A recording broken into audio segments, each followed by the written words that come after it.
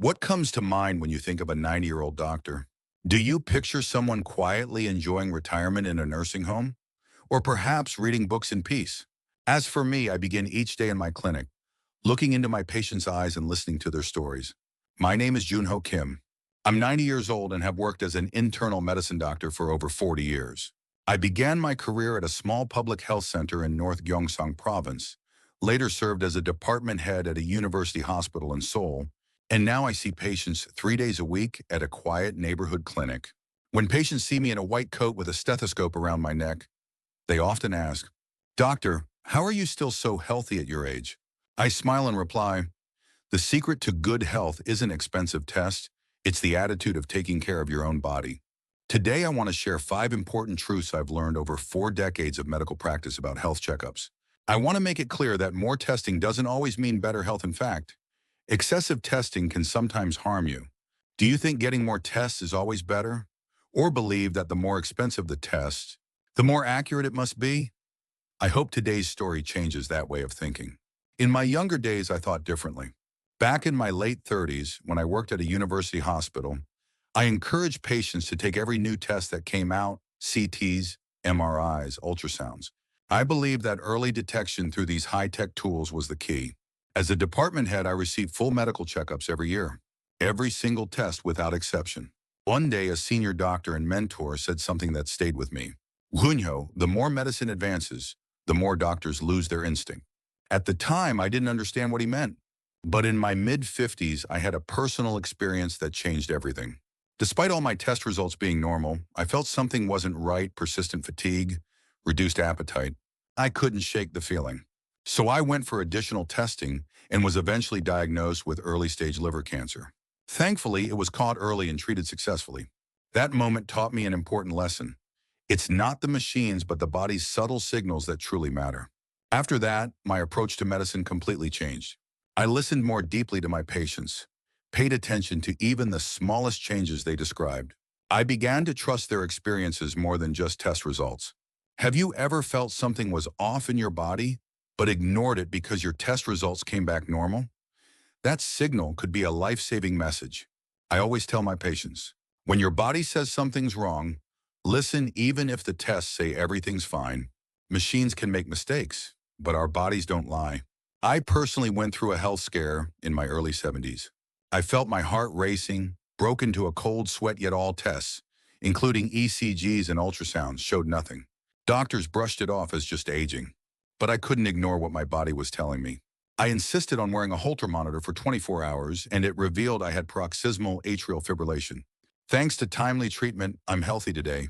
Since then, I completely changed my daily habits. I wake up at 6 every morning and walk for 30 minutes. I eat mostly vegetables and fish. I manage stress through meditation and reading. And I check my blood pressure 3 times a day. These simple routines have kept me well. Please watch this video to the end. It's important to see the full picture. I'm about to share 5 common misunderstandings and truths about health screenings I've learned from real-life experiences in my clinic. If this story is helpful, please like and subscribe. It helps us share this message with more people. Do you completely relax when you hear your test results are normal? Or do you still stay alert to how your body feels? Let me start with the first case, involving someone who relied too heavily on a PET scan. PET scans are advanced tools that show cellular activity in the body. Many believe they're the most accurate because they're the most expensive. But the truth is different. Mr. Junho Kim, 68, retired from a major company and began getting premium health checkups every year. He spared no expense, spending over $4 million each time to get every advanced test, including PET scans. For 3 years in a row, his results showed no abnormalities. He did notice some indigestion and minor weight loss, but dismissed it, thinking, "The checkup was fine, so I must be okay." 2 months later, severe stomach pain sent him to the ER, where he was diagnosed with stage 3 stomach cancer. Why did this happen? PET scans aren't good at detecting certain early cancers, like stomach cancer. Endoscopy is much more effective for that. Moreover, repeated PET scans expose the body to radiation, which can actually be harmful. Here's what I recommend. If you don't have symptoms, just stick with national cancer screening guidelines. For stomach cancer, a routine endoscopy every 2 years is effective. If you have a family history, you may need to get tested more frequently.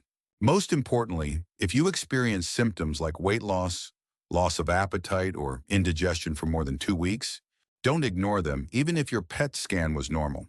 Your body's signals matter more than the scan results. Do you feel relieved after getting expensive tests?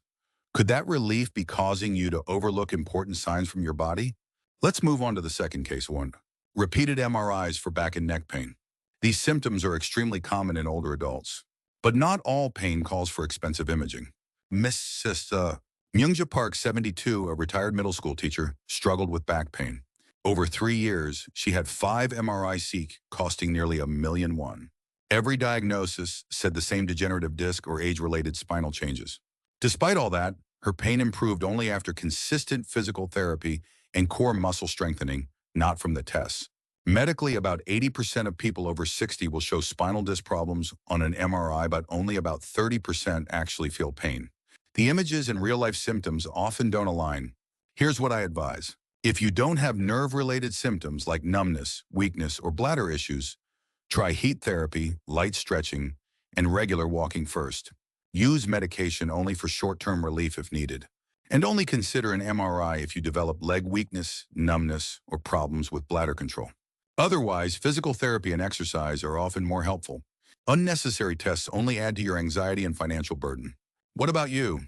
Do you immediately seek an MRI for back or neck pain, or try conservative treatment first? The third case is about repeated brain MRIs for headaches and dizziness. These are also common in older adults, but they rarely signal serious brain diseases. Mr. Sangchul Lee, 75, a retired civil servant, suffered frequent headaches. Fearing a stroke, he got 4 MRIs in 3 years, spending about $2,000,000. Each time, the results were normal or mild age-related changes. Eventually, a neurologist found that his headaches were caused by muscle tension and stress, not a brain issue. By relaxing his neck muscles, reducing stress, and improving sleep, his symptoms improved. In fact, about 80% of headaches in older adults are primary headaches, tension, or migraines. Serious secondary headaches usually come with clear warning signs. Here's what you can do. Drink at least 6 glasses of water a day. Stretch your neck and shoulders regularly. Prioritize quality sleep. Keep a headache journal to spot patterns. Be alert to red flags like sudden severe headaches, worst of your life, blurred vision, speech difficulties, or high fever. In those cases, go to the ER. Otherwise, focus on treating the root causes. Don't rush to the MRI. The fourth case involves excessive heart ultrasounds. Heart health is vital, but repeated tests in the absence of symptoms aren't always helpful. Mr. Dong-Hoon Choi, 66, a retired bank manager, got annual heart ultrasounds due to a family history of heart disease. Over 3 years, he spent more than 750,000 won, but every result was either normal or showed mild valve aging. Eventually, a heart specialist told him something that changed his life. Mr. Choi, instead of yearly ultrasounds, focus on regular exercise and a healthy diet. That's far better for your heart. Here's what I recommend. Walk for 30 minutes at least 3 times a week. Avoid smoking. Monitor your blood pressure and cholesterol.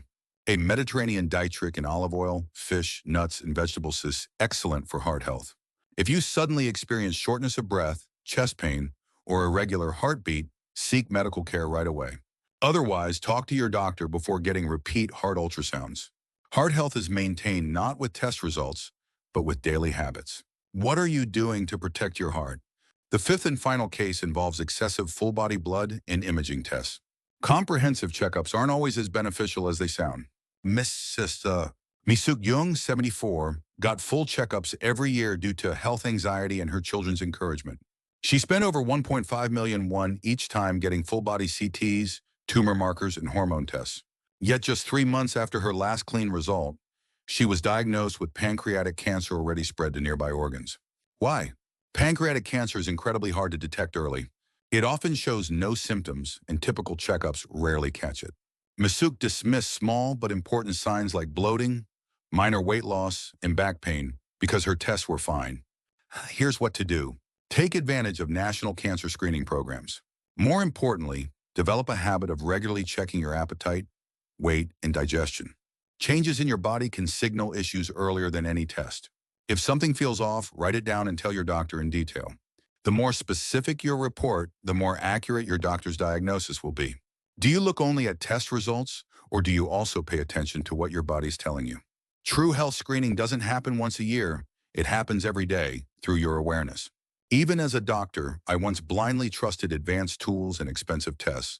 But my years of experience and personal journey taught me that the most important thing is listening to the subtle signals from your body. I've met tens of thousands of patients over the years. Those who stayed healthy longest shared one trait: they knew their bodies well and listened carefully. Not expensive tests, but simple daily awareness was the key. It's never too late.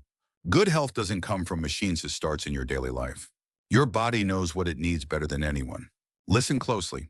Every morning I ask myself, am I more tired than yesterday? Do I have an appetite? Is my digestion okay? This self-check has become my personal health routine, one I've kept up for over 40 years. A patient once asked me, "Doctor, how can I live a long, healthy life?" I answered, "Listen to what your body tells you. Then tell that story clearly to your doctor." That's the best treatment. To summarize today's message, don't overly rely on expensive tests like PET scans or MRIs. National health screenings are enough when you're symptom-free. And if your body signals something's wrong, even when test results are normal, never ignore it. Above all, a healthy lifestyle is more powerful than any exam. Health isn't found at the hospital, it's built in your daily life. Regular exercise, balanced meals, good sleep, and stress management. These are what truly protect your health. Here's one thing you can start today. Keep a health journal. It can be a smartphone memo or a small notebook. Write one line a day about how your body feels. Your weight, appetite, sleep quality, pain. These notes can be more accurate than a test and faster than a diagnosis. Felt bloated after breakfast. Got winded climbing stairs. Right shoulder felt heavy. These details are priceless for your doctor. At 90, I'm still practicing medicine, not because of high-tech tests, but thanks to small, steady habits: walking every morning, eating mostly vegetables and fish, sleeping well, and checking my blood pressure 3 times a day. You can start now. The best time to begin is today. Even starting at 60 can make a difference by 90. One of my patients started painting at 75 and held her first exhibition at 85. When it comes to healthy change, age doesn't matter. In the next video, I'll talk about the real value of endoscopy, when, how often, and why it's so important, with real cases. Many people fear it, but it can be a life-saving test. I sincerely wish you good health. May you become a wise 90-year-old who listens to your body just like I do. Take care, and see you in the next video. If this video helped you, please like and subscribe so more people can discover true health insights. What is your body telling you today? Take a moment to listen. And feel free to share your story in the comments. I might feature it in a future video. Until then, stay healthy and well.